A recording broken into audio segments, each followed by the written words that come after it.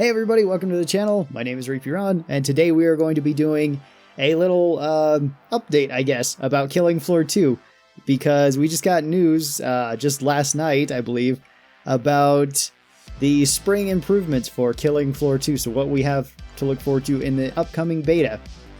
And it sounds pretty cool, so I'm going to do a quick rundown of this, and as the video might show you, the Bullpup is getting buffed. Actually, a couple of things are getting buffed. So first up, we're actually getting a new heads-up display, which is shown right here. Now, that is a heads-up display displaying what effects you're going to have on you based on the medic, which I think is really good. I don't know why this wasn't included earlier. It helps you know what your medic's running and what kind of buffs you already have on you, whether you're getting faster movement speed, damage reduction, any of the things that medic can apply. So that's a good choice. The Dosh values have changed now, so if you jump into a game, you'll actually get more money than what you would otherwise, which I think is a good improvement, because it was kind of annoying whenever you'd hop into a game that was almost over and barely have enough to get a tier 4 weapon, and then that was it. That was your that was your loadout, or you got a tier 3 weapon and just spent your money actually buying stuff, like buying ammo, buying armor, because maybe your team didn't have extra money. Maybe they'd been dying before that, or maybe somebody's just being stingy on the team. Who knows? So the Bullpup is being changed, and I think that's great. I'm excited to see that the Bullpup is actually getting changed, because currently it's pretty much Commando's worst weapon and one of the worst weapons in the game overall. It's not a terrible weapon to pick, but it's just such a non-useful weapon, I guess, to pick. Just because it's a tier 2 weapon, your AR-15 actually scales higher than the Bullpup currently, and you can still buy the Tommy gun at the same price as the Bullpup, which will outperform it just overall. So what's being changed about the Bullpup is it's dropping its weight from 6 to 5. That's actually really good, because that makes it so you can take the Bullpup with the minigun. So that will actually probably be an okay loadout then. Still probably not ideal. The minigun still isn't probably one of the best weapons for Commando, but it is better with this rather than just taking the AR-15. You can take this with a couple other weapons too, and maybe even throw some upgrades into the Bullpup. The Bullpup's base damage is going up by 2 points, which is actually a good amount, because now it actually scales pretty much the same as the AR-15 damage-wise, leveling up. So at max level, it will weigh, I believe, 8. Yeah, it'll weigh 8, and it will go up to a damage of about 59. That's pretty good. That's on par with a lot of other assault rifles, rather than being below it. So those 2 extra points of damage are kind of nice. You're getting 1 less magazine from buying this from the trader, so this is somewhat of a balance. I honestly don't think it really needed this. I think it probably would have been fine that way. And the ammo price slightly went up. Not a big deal. Assault rifle ammo is pretty cheap anyway. And now the Bullpup might actually be used and might actually be useful for some loadouts. It's still probably going to be on the low end of Commando weapons. It's probably not going to be like a meta weapon or anything, but it will at least have some purpose now. It won't be just this odd weapon that doesn't really fit anywhere and isn't really that great at anything. Now at least it will fit somewhere. It doesn't necessarily mean it's great at something, but it at least will fit somewhere, so that's great. Freeze thrower is also getting changed. Freeze thrower, I would say, is also getting buffed, kind of. So rate of fire reduced, that's not a huge deal, by 30%. That sounds like a lot, but this thing sprays out, I believe, as fast as like the flamethrower does, which was at 850 rounds a minute. So 30% isn't that much. It's going to be a little bit slower, and you'll definitely notice this, but I don't think it'll be that bad.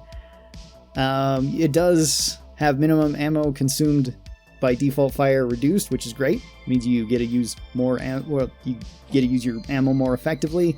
The secondary fire that fires out all the ice balls that count as a shotgun now actually count as a shotgun rather than freezing damage.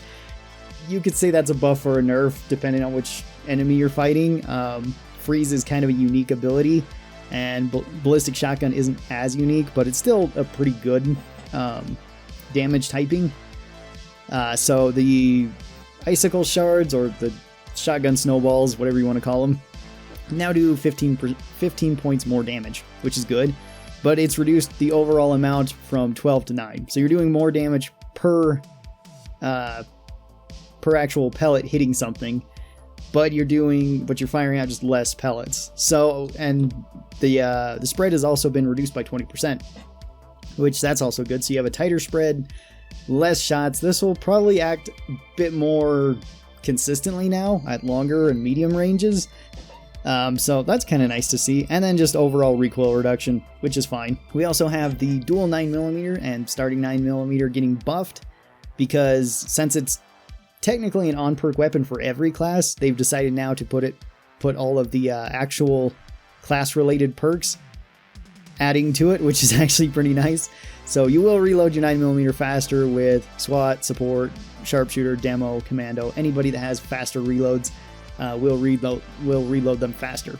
Then we have some perk changes here too, which is pretty cool because Berserker's getting buffed. Not really sure why, but alright. So Dreadnought now is no longer giving you 75% bonus health. Overall, it's giving you 100%. So now you can go up to 200 points with Berserker. Your resilience ability, which is the one that just gives you passive damage reduction and damage reduction to poison and sonic, is now being increased by 5%. So now you have 25%. These two with Berserker, I think, is going to make Tank Zerker even more popular and more viable now. It's not like Tank Zerker was not popular or not viable. It's just usually you went with Damage Berserker or kind of a Brawler Berserker where you could deal damage and still kind of tank, because that's just sort of what Berserker does naturally. Now you can go all tank. Buffing resilience, I think, will actually make it quite a bit of a better skill, especially for newer players. It's still not going to be as good as parry overall, but for anybody that can't parry very well or just doesn't parry very well, doesn't block that often, resilience is going to be a much more popular option, and Dreadnought is going to be a much more popular option just because you get even tankier. It's going to make it so if you have like double medics on your team, taking Dreadnought's going to make you just a solid wall of meat just to throw up at the front lines and just watch as Strikes try to chop you apart, but they can't because you just have way too much health at that point.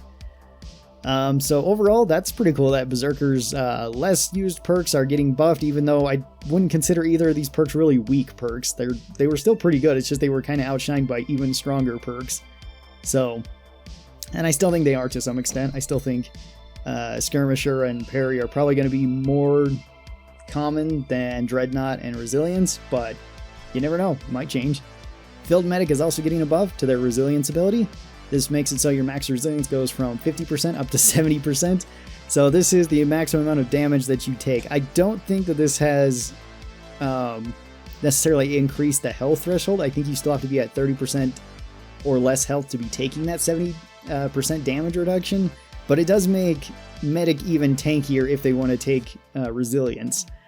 Symbiotic Healing is still probably going to be the more popular one, just because more health and ability to heal yourself and allies is just really useful, at least for multiplayer. Resilience is going to even be better if you're playing solo Medic, and I think it will actually be at least somewhat popular now. And then Sharpshooter is just kind of getting a more consistent ranger, so you can stun enemies more consistently, and now every shot from a perk weapon will stun any Zed. That is actually pretty good. That will make fast firing weapons for Sharpshooter even better, so the M14 and the FAO will be buffed indirectly by this, which is pretty cool. Well, potentially even your single shot ranged weapons will get increased from this, just because you could potentially punch through and more reliably stun everything that you don't kill that you hit through with like your railgun or your crossbow or something. So that's pretty nice. And then the last change that they are adding in is that you got a couple new filters. You can ban people, kick people, whatever it might be from your lobby if they're doing dumb stuff. And they're releasing a new season pass, I guess. So if you want to pay $30, you can get all of the new DLC weapons as soon as they become available. I'm not really sure how useful that's going to be because they've only been releasing one, maybe two DLC weapons with each update. There's going to be, I'm assuming, 4 updates this year.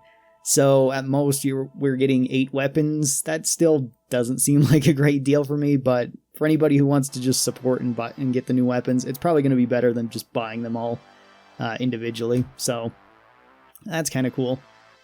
And yeah, that's just kind of what I want to talk about. I wanted to go over how cool this update was to see. I really like that they are buffing some skills that you don't see used very often, even though I don't think these skills are like bad skills by any means. They're still really good. They're just not the most popular skills.